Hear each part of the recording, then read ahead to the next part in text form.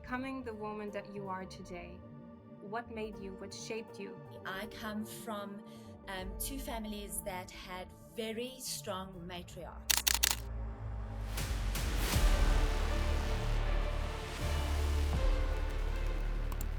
Our diversity is what unifies us. A few months ago, there was a song that became popular, you could say, or popular again in South Africa. It's called, in English, it's Kill the Farmer. Almost brought this song back to life. The song feels, and there's different opinions in South Africa, but it is quite a derogatory song towards the Afrikaner. My mission is to really be a force to be reckoned with, to become a voice nationally but also internationally for minority rights.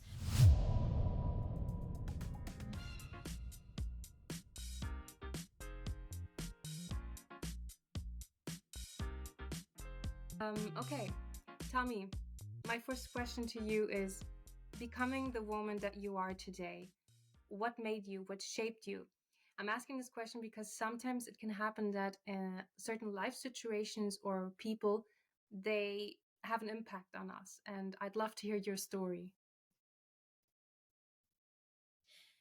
I think first and foremost who shaped me was my family, were the strong females in my family. I come from two families that had very strong matriarchs.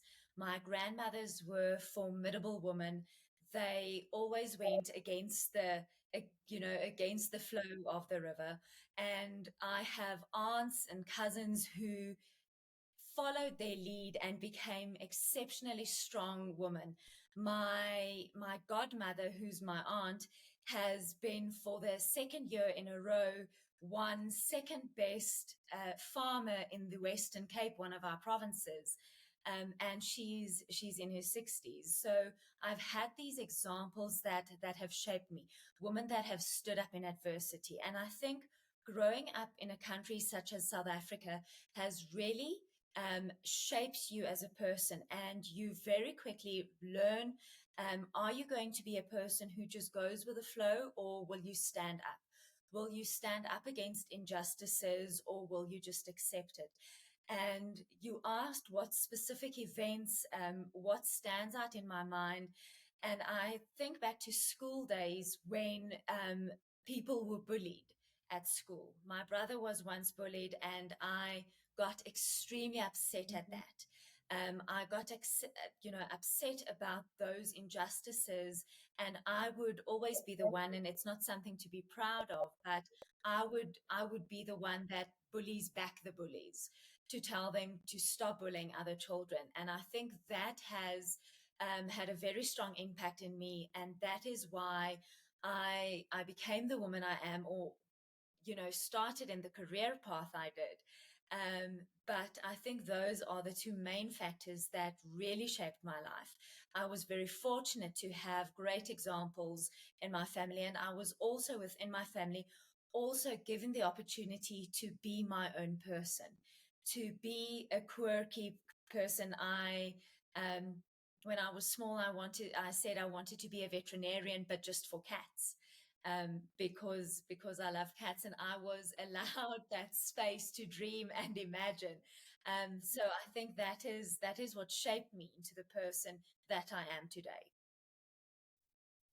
You mentioned about growing up in South Africa. Has it been, can you tell us more about that? How has it been like? Growing up in South Africa, um, it has been it's been quite interesting. Let me say it at that. It has Growing in South Africa, I started school in the new dispensation with the start of our democratic society. And the only difference, really, that showed the difference to me from one South Africa to another South Africa, was that I've just learned to color in a our country's flag, and now I have to learn a new one, because ever since I was in school, I've been in school with children of all races, and that's been free to me. But I have to say, the older you get, the more you get exposed to the difficulties. And I would say university was really the first time where um, the the intricacies of South Africa and the difficulties, where you start to see that, where you clearly get to see the divides that still separate South Africa, where you are actually at a level where you can intelligently converse with people who have, different ideas from you, different, um, supports different political parties than you. And that, I have to say, is one thing is challenging in South Africa, because we have so much diversity. But that's also one thing that has been, I cannot see myself in another country than South Africa, because our diversity is what unifies us. To realize how we are all different, but we are all actually the same. How we are all a respectful nation, how we respect our elders, how we love our people and our cultures and our foods, and how we love to tell people about that, and share it amongst each other. And I think that is one tremendous thing that we have in South Africa. And um, I saw on Facebook or Instagram or TikTok, somebody said, I can talk about the difficulties, and, I can complain about my country. But the one thing that makes all South Africans stand together is when somebody of a different country complains about South Africa. We're all stand together and go, you can't say anything mean about South Africa. And I think that's what growing up in South Africa has taught me, that despite our diversity, we can come together in certain special instances, be it sports instances, be it being furious with the government. We can really unite as a people. Why did you get involved into politics? I got involved in politics in at university, and to understand that, let me tell you a bit about the university. We had quite a politically motivated campus. We had what we call the trias politica of student leadership, where we had the student council, which was the executive. We had student parliament, which was the legislatures, and we had student court, which was the judicial side of it. And that is a mock version of what South Africa has. And so we were all, from a very early age at university, we were exposed to politics. We realized very soon on, we had student organizations, that we cannot just, that this is not just a play thing at university. We actually need backing from a larger component, from an actual political party, because the issues we are facing at university are issues that we will be facing in the real world, if I can call it that. And that's how we started with the Freedom Front Plus, which is my political party that I stand for. And that's how we got involved. We had a number of issues at university where university management would try and split up students and divide us along racial lines, where we, from a very early stance, had to learn how to speak up, against injustices, had to speak up against what we believe in, what we wanted. And that was really where I started in politics, which got me thinking that, and that started with, I just wanted to have what is right and good for my hostel, my residence that I'm staying at. And it expanded to, but I want to see what is right for my students, and the students that think like me, and that would want something. And that's how I got involved. And we were a cultural organization before we were an official political party at the university campus. And that's how it grew, and that's how my love grew, because then I realized that I can make an actual impact. I can be the voice of the voiceless. I can be the one. I'm comfortable speaking in front of crowds. I'm comfortable speaking with people and voicing my opinion. And I know there are people that don't necessarily do that or like to do that. And this is where I then found myself quite inadvertently, not because I wanted to, but because it was almost a calling. I found myself in politics. A calling. I love that word. Now, um, in another area of topics, a few months ago, there was a song that became popular, you could say, or popular again in South Africa. It's called, in English, it's Kill the Farmer. Hmm. And there were well-known people who, like Elon Musk, who spoke up against, like they were against it and saying, this isn't a nice song, it shouldn't be popular. Can you tell us more about that? What about the situation? So the song "Kill the Boer, Kill the Farmer." Now, boer is farmer for Afrikaans, and also a derogatory term in which certain people refer to the Afrikaner. Um, and it started out, this song, Kill the Boer, Kill the Farmer, as a struggle song in the 60s for predominantly then the liberation movement, which was the African National Congress. And it came a struggle song to voice their opinions, to voice their disgruntledness with the government of the day. Of late, then the ANC, the African National Congress, took power in 1994. It, to a large extent, you, you know, not went away, but was not sung as often as it was. And then with the establishment of a radical political party called the Economic Freedom Fighters, they almost brought this song back to life. The song feels, and there's different opinions in South Africa, but it is quite a derogatory song towards the Afrikaner. It incites violence to say that you need to kill a specific community within the country. And we can actually see every time that a leader such as Julius Malema, who is the president of the Economic Freedom Fighters, who sings this song, we see farm attacks increasing in South Africa. We see violence increasing.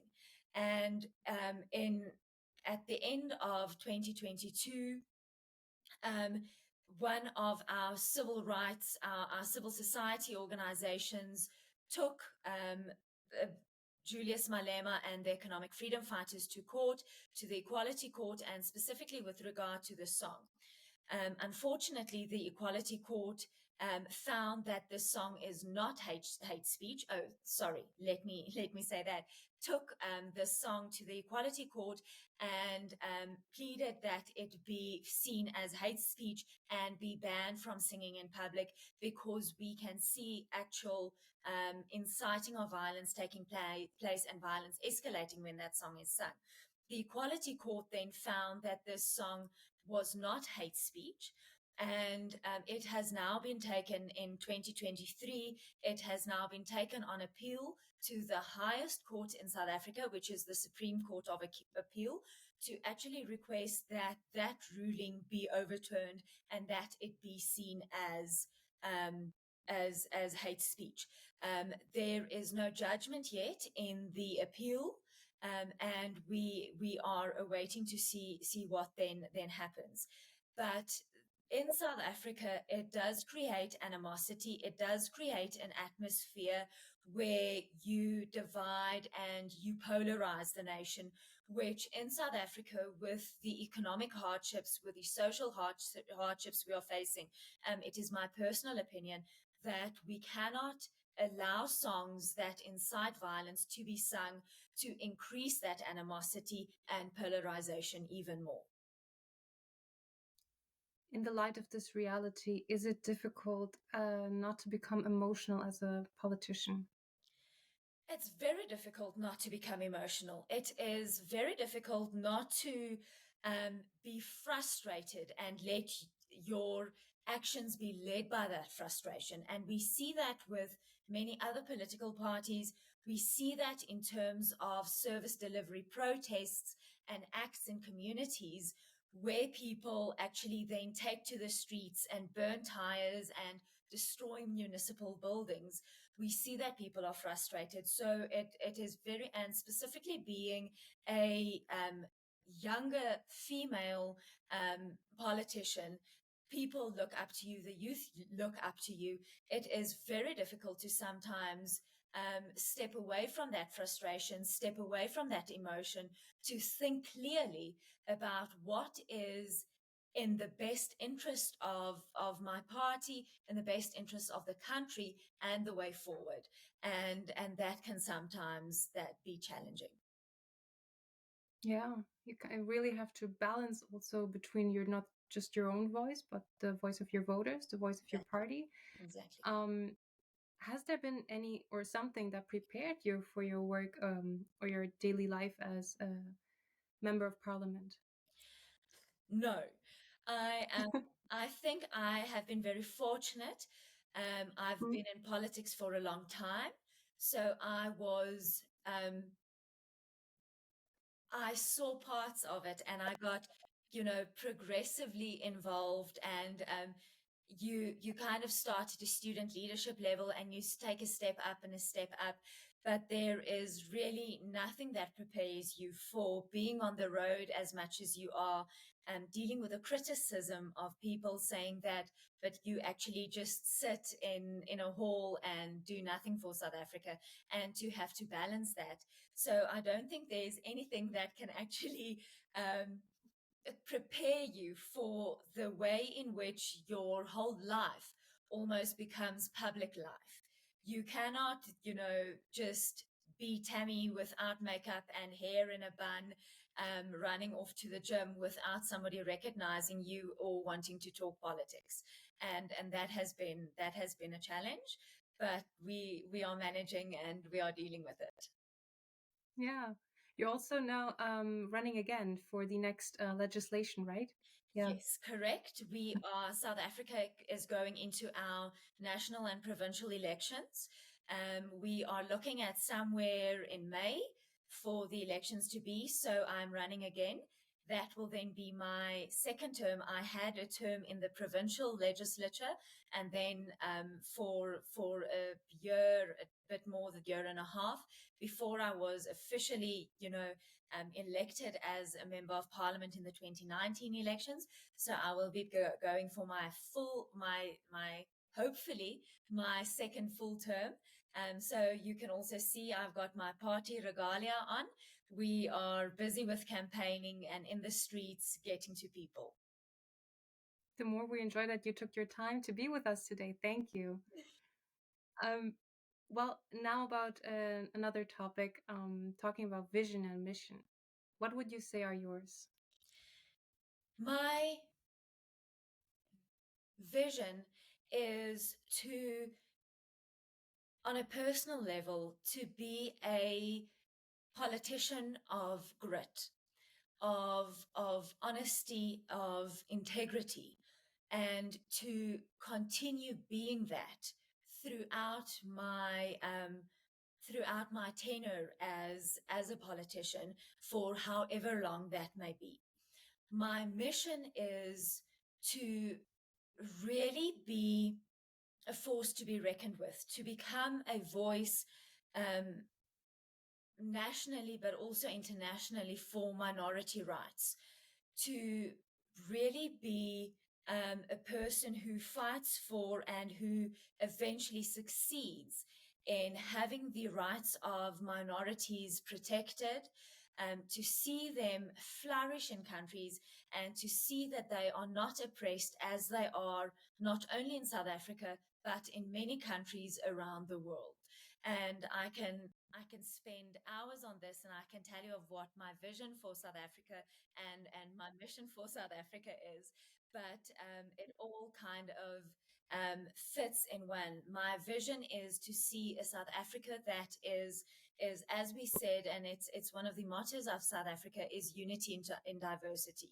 But of late, it feels to me that South Africa and our government is trying to just make shades of gray, to make us all the same, to take away mother tongue education in schools and to force us all to speak English from nursery school up to university, tertiary level, to take away and do away with all of our different heritages and really just make us, you know, these shades of gray. So my vision is to actually see our multilingualism, our multiculturalism, just be celebrated and be saved and be cherished, because at the end of the day, we are a mixing pot that has a very intricate history that comes from all over the globe. But we have found ourselves in Africa, and we have found ourselves at the southern point of Africa, of South Africa.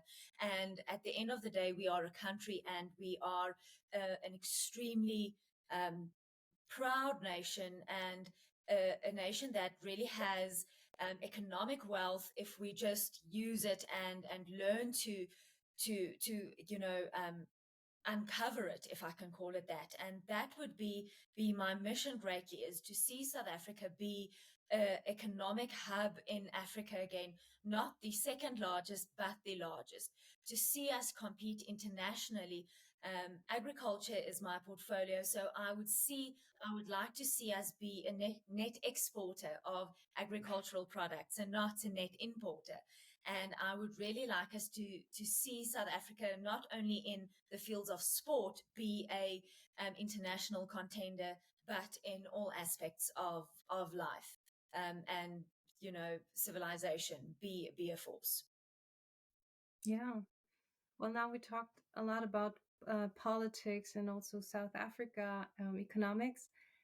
What are you most looking forward to this year? Would be my next question. Having the election finished. No, I am. On a personal level, I'm getting a new cat, so I'm looking forward at meeting her. But no, personally, I am looking forward to having a year of growth, having a year where I've had on a personal level a very hard and challenging 2 years, with many things happening in my personal life, in the party, having many challenges, having to prove yourself as a young woman, and being the agricultural spokesperson for the party, which is quite strange, because you would usually think it'd be a male, and to actually have to overcome that adversity. So in this year, I'm looking at thriving.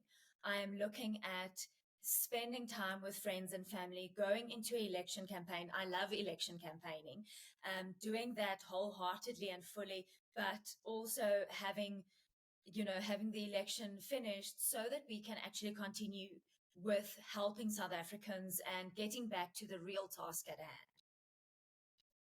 Yeah. If you could give one advice to women who want to pursue a political career or just to be a voice active, what advice would that be? My advice would be, I had a very good saying, that it would be to never back down. And it would be to always grab every opportunity you have with both hands. And I know those are two, but those are two interlinking things for me. We as women are good at certain things, but I believe that in politics it's multifaceted.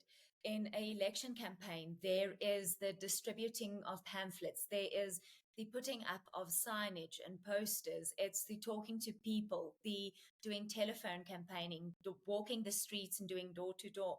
And I think my one thing I can really say from experience to women wanting to enter politics is try everything once, do everything once. Yes, there are males that can put up posters, but at least know how to do it, because if push comes to shove, you must know how to do that. And even though you think you are not ready to do something, it was scary the first time I put up my hand and said I would like to be on a list for a legislature to become a member of parliament, either in the province or nationally. It was scary and I thought I was out of depth, but I put my hand up and people associated me with the future of the party and somebody who can take the party forward. And that and you know, grabbing every opportunity I got with both hands has allowed me the opportunity to be the youngest member for our party in parliament at this stage, and you know, to be there and to garner the respect of my older colleagues because I've worked my way up. I've proven myself that I, you know, can be multi-talented and multifaceted in an election campaign. You can just point me in a direction and I will do that. And I think that is the one thing that female politicians need to learn. Thank you so much. Now, we're going into a more informal part where we want to get to know you personally because, in my opinion, you're such a genuine and happy politician. Like, you have positive vibes, I must say. It's so much fun to talk to you, and we'd love to get to know your personality a bit better. And Isidora is going to ask the questions. Awesome. One word to describe your personality. Loud. With this word, you are very precisely.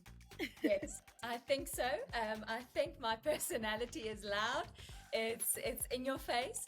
I talk a lot, I smile a lot, and I think loud sums it up perfectly. If you weren't a parliamentarian, what will you do professional wise? This is a very difficult question because I said I wanted to. There's three answers to this. The first one is when I was a little girl, I wanted to be a veterinarian, but just for cats. So maybe I would do that. I studied financial management, so I could have been a financial planner, but working with all those figures was a bit boring for me. But the one job I have actually done, and that I think is most likely that I would go back to or would do full time if I was not in politics, was a wedding and function coordinator, where I managed a venue and I had a and I coordinated weddings and conferences, and I really enjoyed that. And you got to see your work when you were finished with that, and I really enjoyed that. So I think that's what I would be if I was not a politician. Nice, thank you. And also, you can do many things in this world as politician, no? Yes.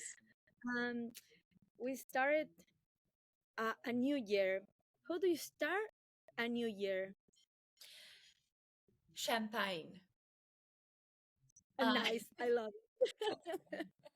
I believe um, the way you start your year there at the stroke of midnight is the way your year will be. And I believe that drinking a glass of champagne and celebrating with friends or family is the way you need to start your year.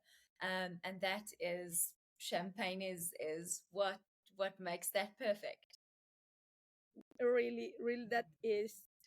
I'm agree with you. And now we are going to other areas. Has there ever been a book that you wished you could read again for the first time?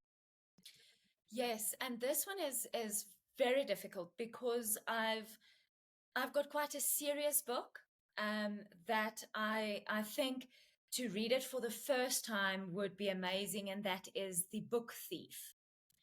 It plays around World War II in Germany, and it's about a girl who then learns to read from a Jew who takes refuge in her family home, and that really was an amazing book about life and about, you know, adversity and about accomplishing your dreams, and that book was, I think I would love to have the first time reading that, and you know, the suspense of that.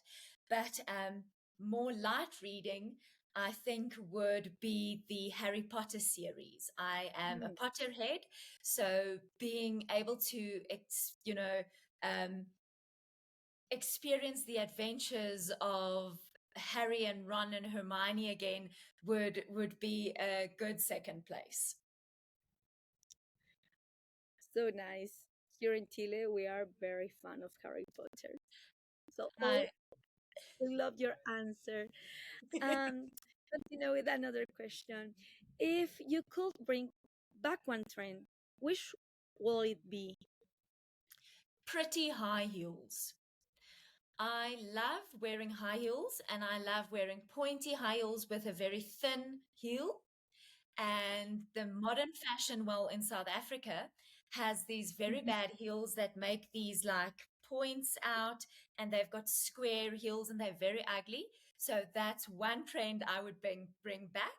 But I have a very long list of trends that I think can stay away. Good, thank you. A hobby you really excel at. Talking. I excel in that. I this is a very difficult question for me because my hobbies are I'm I do for fun and they allow me to escape. So I am very fond of flying a kite, but those big kites that have the two steers that you steer with, I'm very fond of that, and I think I'm quite good at steering that. I love reading books, and I think I am quite good at that, but I have to say, the more interesting a book is, the slower I read, and then I read word for word for word, and it takes me forever. But yes, those are the things because my friends said I cannot answer a hobby that I excel at is drinking wine. So Another answer that we love here in Chile. Great. And this is my favorite question. What's the best thing about living in South Africa? there is not one thing. I can sum it up in four things: the people, the weather or the climate, the Mhm. food, and wine, and just our nature, our landscape. We have mountains and we have rivers and we have waterfalls and we have the ocean and we have the whitest beaches and we have the Big Five and we have in the Free State where I'm from, we have these flat, wide open spaces. So those are the four things that I think is the best, and I can't pick one, but if I have to pick one, I would say the people make South African the best thing about Thank you. I love it. it. Let's continue. For which qualities do you want to be known? I want to be known for my strength, the way in which I triumph through adversity, for my humility, and lastly, I think for my kindness. Thank you. Which habit makes you unique?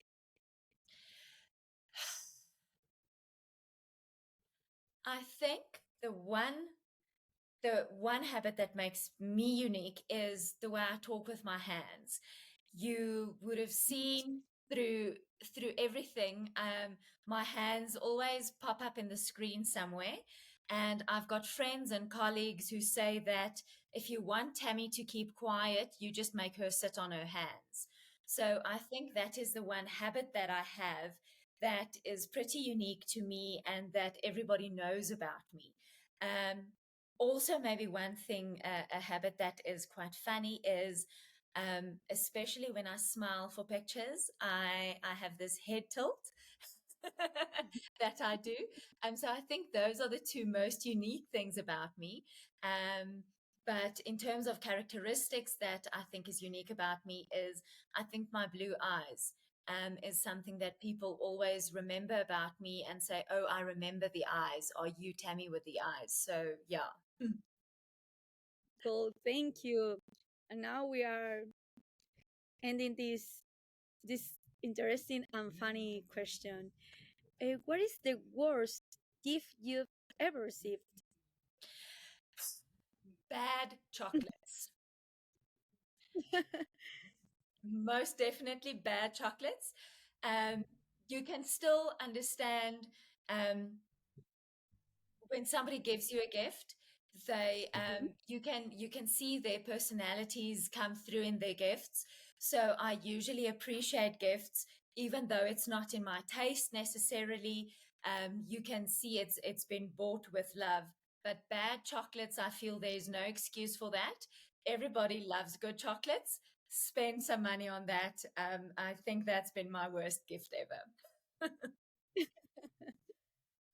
Really, thank you for your answers, dear Tammy.